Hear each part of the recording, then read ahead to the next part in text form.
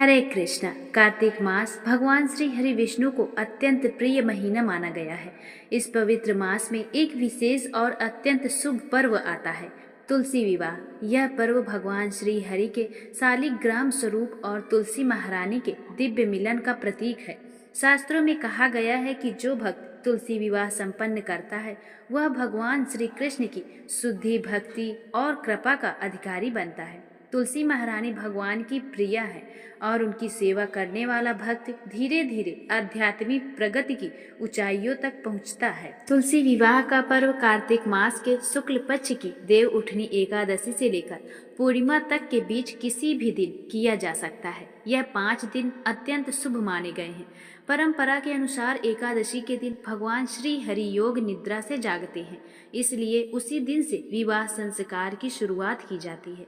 संध्या काल जब गाय घर लौटती हैं यानी गोधूली बेला तुलसी विवाह का सर्वोत्तम समय माना गया है। आप अपने स्थान और परिवार की परंपरा के अनुसार एकादशी से पूर्णिमा तक किसी भी दिन शुभ मुहूर्त में तुलसी विवाह संपन्न कर सकते हैं। अब जानते हैं कि घर पर सरल और शास्त्र सम्मत विधि से तुलसी विवाह कैसे किया जाता है। सबसे पहले प्रातः ब्रह्म मुहूर्त में उठकर स्नान करें और अपने घर तथा मंदिर को स्वच्छ कर ले। जहाँ विवाह समारोह होना है वहाँ गंगा जल छिड़क कर उस स्थान को पवित्र करें। यदि चाहे तो रंगोली बनाकर पुष्पों और आम के पत्तों के तोरण से द्वार सजाएं। तुलसी महारानी के गमले को साफ करें, उसे गेरू या हल्के रंग से रंग कर सुंदर वस्त्रों से सजाएं। पूजा के लिए पहले से सामग्री एकत्रित कर ले, जैसे हल्दी, चंदन, धूप, दीप, सिंदूर, पुष्प, फल, गन्ना, आंवला, सिंघाड़ा और सात्विक मिष्ठान। तुलसी देवी के श्रृंगार के लिए साड़ी, चुनरी, बिंदी, कंगन, पायल, आभूषण आदि अपनी श्रद्धा अनुसार लाएं। भगवान शालिग्राम के लिए पीले वस्त्र और कुछ सुंदर आभूषण रखें। विवाह के समय तुलसी और शालिग्राम का गठबंधन करने के लिए एक वस्त्र, पंचमेवा और पंचपल्लव यानी 5 आम या अशोक के पत्ते रखें। फूलों में लाल फूल तुलसी जी को अर्पित करें और पीले पुष्प शालिग्राम भगवान को अर्पित करें। अब विवाह स्थल पर एक स्वच्छ आसन बिछाएं। तुलसी जी और भगवान शालिग्राम को एक ही स्तर पर विराजमान करें। तुलसी देवी बाईं ओर और शालिग्राम दाईं ओर रहे। सबसे पहले दीप प्रज्वलित करें और गणेश जी का पूजन करें, फिर कलश स्थापना करें। कलश में शुद्ध जल, गंगा जल, सुपारी, सिक्का, हल्दी की एक गांठ रखें और ऊपर पंचपल्लव सजाएं। अब भगवान को जगाने का विधान करें, क्योंकि देव उठनी एकादशी पर भगवान विष्णु योग निद्रा से जागते हैं, इसलिए यह मंत्र बोले। उत्तिष्ठोत्तिष्ठ गोविंद, उत्तिष्ठ गरुड़ध्वज, उत्तिष्ठ कमलाकांत, त्रैलोक्य मंगलम कुरु। अर्थात हे गोविंद उठिए, हे गरुड़ ध्वज उठिए, हे कमलाकांत तीनों लोकों का मंगल कीजिए। इसके बाद तुलसी और शालिग्राम का आवाहन करें। हे केशव कृपया पधारिए, मैं आपकी पूजा करती हूँ या करता हूँ और आपको तुलसी अर्पित करता हूँ। अब मधुपर्क की विधि करें। भगवान को दही, घी, मधु, शक्कर और दूध से युक्त पंचामृत से स्नान कराएं। तुलसी देवी पर थोड़ी मात्रा में पंचामृत छिड़के। इसके बाद दोनों को वस्त्र पहनाएं।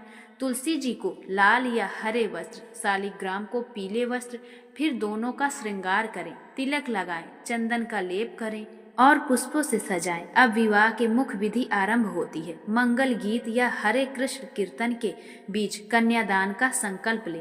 अनादि मध्य निधन त्रैलोक के प्रतिपालक इमाम तुलसी विवाहाय ते दधाध्यहम्, अर्थात हे त्रिभुवन के पालन करता प्रभु, मैं इस तुलसी जी को आपकी सेवा में अर्पित करती हूँ। इसके बाद वरमाला की रस्म करें। पहले तुलसी जी की माला शालिग्राम जी को पहनाएं, फिर शालिग्राम की माला तुलसी देवी को, फिर दोनों के वस्त्रों का गठबंधन करें। अब सिंदूर स्पर्श करवाकर शालिग्राम जी से तुलसी जी को अर्पित करें। इच्छा हो तो फेरे भी कराएं। पुरुष सदस्य या महिलाएं मिलकर तुलसी जी और शालिग्राम के साथ फेरे कराएं। विवाह संपन्न होने के बाद आरती करें, भजन कीर्तन करें और भगवान को भोग अर्पित करें। भोग सात्विक हो और उसमें तुलसी पत्र अवश्य रखें। यदि एकादशी के दिन विवाह किया जा रहा है तो अन्न ग्रहण न करें, केवल फलाहार करें। द्वादशी के दिन अन्नमय प्रसाद ले सकते हैं। विवाह पूर्ण होने के बाद तुलसी और शालिग्राम की परिक्रमा करें, स्तुति करें और प्रार्थना करें कि हे प्रभु, तुलसी महारानी के साथ हमारे हृदय में सदा निवास कीजिए, हमारे द्वारा की गई यह पूजा स्वीकार करें और हम पर अपनी कृपा बनाए रखें।